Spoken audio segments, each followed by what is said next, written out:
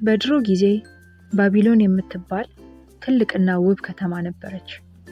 ከተማዋ ከጠላቶቿ የሚጠብቋት ጠንካራ አጥሮች አሏት። ፀሐይ በረጃጅም ቤተ መንግስቶቿ ላይ ስታበራ ከአትክልት ስፍራዎቿና ምንጮቿ ጋር አንድ ላይ ሲታይ በህልም ያለ ቦታ ይመስል ነበር።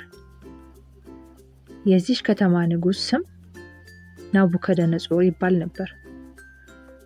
በጣም ኃያል ንጉስ ነበር። ሲናገር ነገስታት ሁሉ ያዳምጡታል።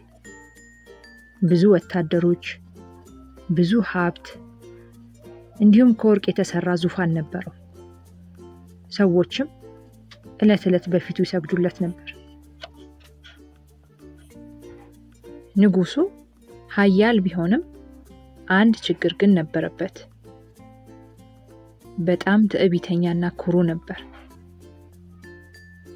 አንድ ቀን ሰገነቱ ላይ ቆሞ ስለ ሰፊ ግዛቱ ማሰብ ጀመረ። እኔ ኃያል ንጉስ ነኝ፣ ይህን ሁሉ በራሴ ያደረኩት እያለም ስለ ራሱ በኩራት ተናገረ። ኃይልና በረከት ሁሉ ከእግዚአብሔር እንደተሰጠው ረሳ። አንድ ሌሊት እግዚአብሔር ለንጉሱ በጣም ግራ የሚያጋባ ህልም አሳየው። በህልሙ ውስጥ አንድ ትልቅ ዛፍ አየ። ዛፉ በጣም ረጅም ስለነበር ጫፉ እስከ ሰማይ ድረስ ደርሷል።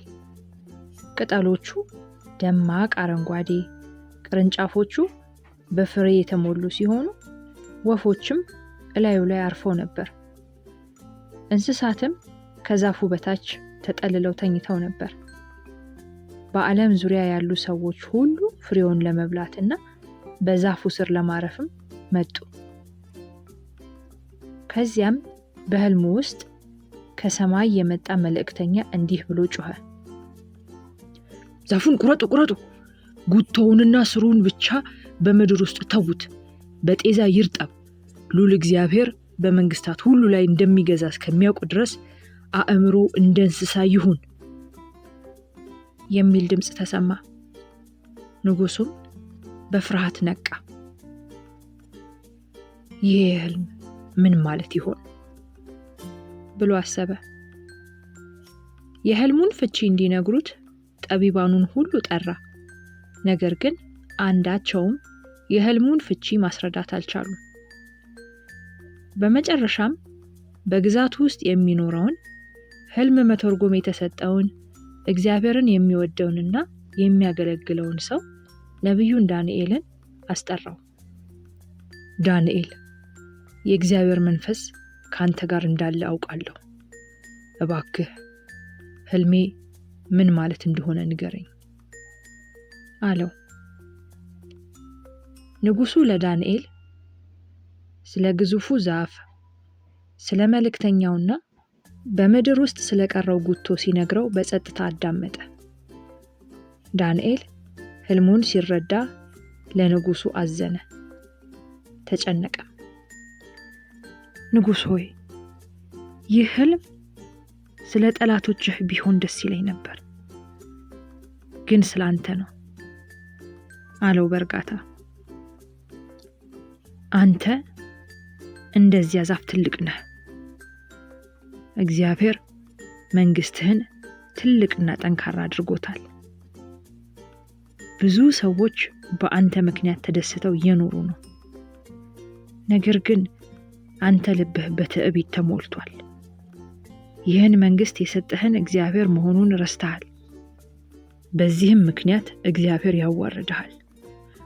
ከሰዎች ትባረራለህ፣ ከእንስሳት ጋር ትኖራለህ፣ እንደ ላም ሳር ትበላለህ። በእንዲህ ሁኔታ ለተወሰነ ጊዜያት ትቆያለህ። እግዚአብሔር በእያንዳንዱ መንግስት ላይ እውነተኛ ንጉስ መሆኑን እስክትረዳ ድረስ አለው። በመቀጠልም ዳንኤል ንጉሱን ለመነው፣ እባክህ ትዕቢትህን ተው፣ ክፉ ማድረግህንም አቁም፣ ለድሆች ቸር ሁን፣ ልብህን ወደ እግዚአብሔር መልሰው።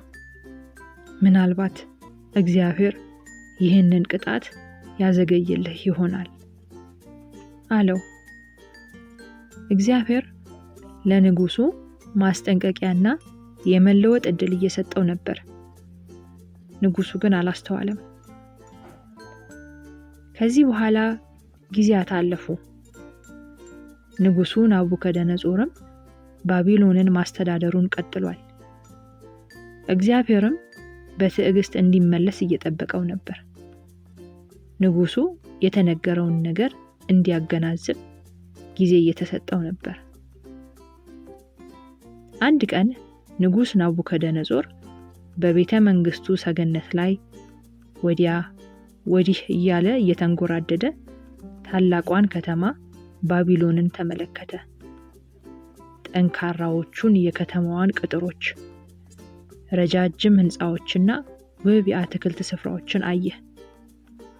በኩራት የገነባኋት ይህችን ታላቋን ባቢሎንን ተመልከቱ፣ በኃይሌና በጉልበቴ ሰራኋት አለ። እነዚህን ቃላት ተናግሮ ሳይጨርስ ከሰማይ ድምጽ ተሰማ። ንጉስ ናቡከደነጾር፣ የንጉሳዊ ኃይልህ ካንተ ተወግዷል። ከዱር እንስሳት ጋር ትኖራለህ። ልዑል እግዚአብሔር በመንግስታት ሁሉ ላይ እንደሚገዛ እስክትረዳ ድረስ እንደ በሬ ሳር ትበላለህ አለው ድምጹ። ወዲያውኑ የንጉሱ አእምሮ ተለወጠ። እንደ ንጉስ ማሰብ አልቻለም። ግራ ተጋብቶ አእምሮውን መቆጣጠር አቃተው። ቤተ መንግስቱን ትቶ ወደ ውጪ ወጣ። ከሰዎች ርቆ ሄደ። በምድርም ላይ ተኛ። ሰውነቱም በየቀኑ ጠዋት በጤዛ ይረሰርስ ነበር። ጸጉሩ እንደ ወፍ ላባ ረዘመ። ጥፍሮቹ እንደ ወፍ ጥፍሮች አደጉ። ልክ እንደ እንስሳ በሜዳ ላይ ሳር በላ። በአንድ ወቅት በወርቃማ ዙፋን ላይ የተቀመጠው ኃያል ንጉስ አሁን በዱር ውስጥ እየተንከራተተ ነበር። ያዩት ሰዎች እጅግ ደነገጡ። ነገር ግን እግዚአብሔር አንድ በጣም ትልቅ ትምህርት እያስተማረው ነበር። አትኩራ፣ አትታበይ። እግዚአብሔር ንጉስ መሆኑን አስታውስ። ከረጅም ጊዜ በኋላ ንጉሱ በመጨረሻ አስተሳሰቡ ተለወጠ። አንድ ቀን ንጉስ ናቡከደነጾር ወደ ሰማይ ተመለከተ። የዳንኤልን ቃል አስታወሰ። ህልሙን አስታወሰ። እግዚአብሔር ሊጎዳውና ሊያዋርደው ሳይሆን ስለወደደው ሊያስጠነቅቀው እንደነበረ ተረዳ። በልቡም እንዲህ አለ፣ እግዚአብሔር ሆይ አንተ አምላክ ነህ። እውነተኛው ንጉስ አንተ ነህ። መንግስትህ ለዘላለም ነው። ኃይሌ ካንተ ጋር የሚወዳደር አይደለም። በዚያን ጊዜ እግዚአብሔር አእምሮውን ፈወሰው። ንጉሱ እንደገና በግልጽ ማሰብ ቻለ። አገልጋዮቹ ወደ ቤተ መንግስቱ መለሱት። የንጉሳዊ ልብሱንና ዘውዱን መለሱለት። መንግስቱም ከቀድሞ የበለጠ ጠነከረ። አሁን ንጉሱ በጣም የተለየ ሰው ነው። ትዕቢተኛነቱንና ኩራተኛነቱን የተወ። ለሁሉም ሰው እንዲህ ብሎ ተናገረ፣ አሁን የሰማይን ንጉስ አወድሳለሁ፣ አከብራለሁ። የሚሰራው ሁሉ ትክክል ነው። ትዕቢተኞችንም ሊያዋርዳቸው ይችላል አለ። ከዚህ በኋላ ንጉሱ ናቡከደነጾር ግዛቱ ሰፍቶለትና ጠንክሮ ለብዙ ዘመን በባቢሎን ላይ ንጉስ ሆኖ ቆየ። ከዚህ ታሪክ የምንማረው እግዚአብሔር የሁሉም ነገር እውነተኛ ንጉስ መሆኑንና ትዕቢት ወደ ውርደት እንደሚያመራ ሲሆን ትህትና ግን ከፍ እንደሚያደርግ ነው።